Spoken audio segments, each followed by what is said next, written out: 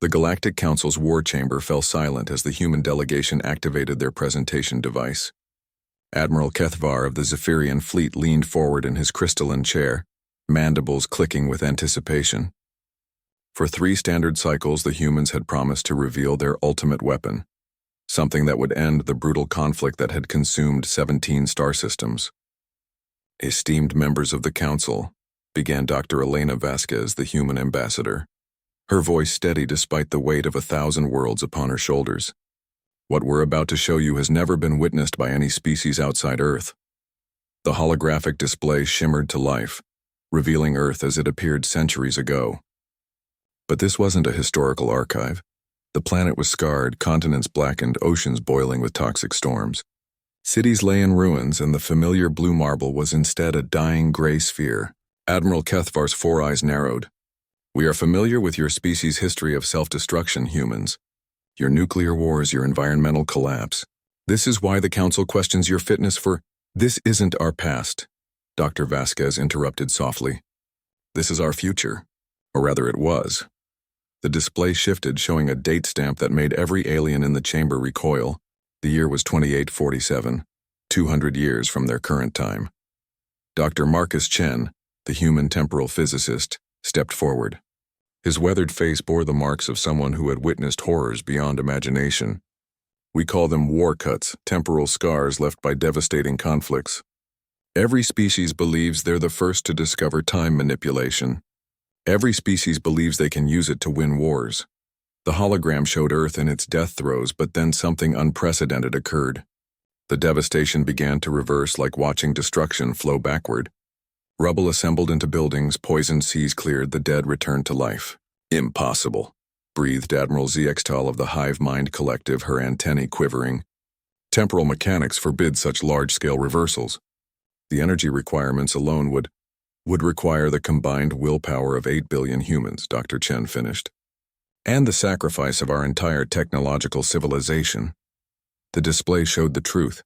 Humans across the dying Earth in bunkers and ruins, linking their minds through crude neural interfaces, not to wage war but to collectively focus their consciousness on a single moment in time, the moment before the first temporal weapon was fired.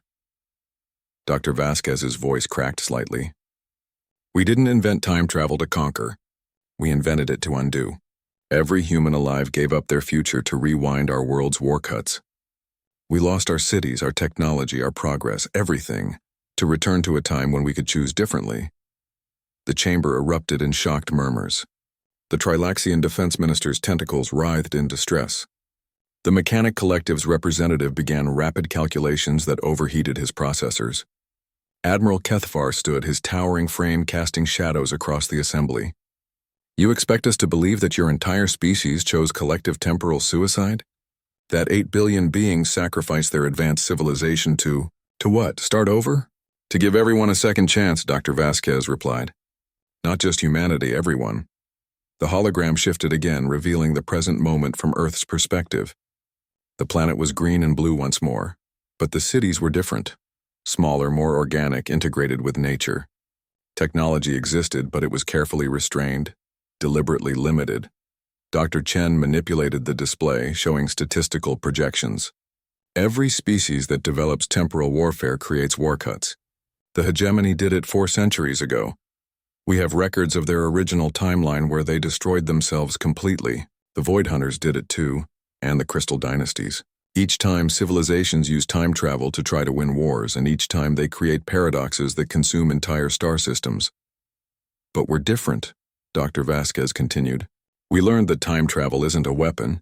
It's a reset button. And it only works if everyone agrees to use it." She gestured to the assembled admirals and defense ministers. "Every one of your species has developed or will develop temporal warfare capabilities.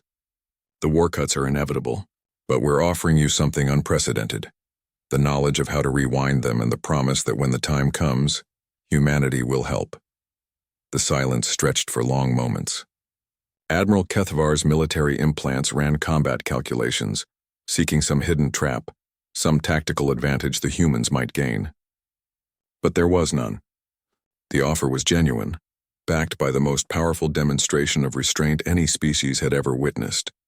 Admiral Zextal was the first to speak. her voice barely above a whisper.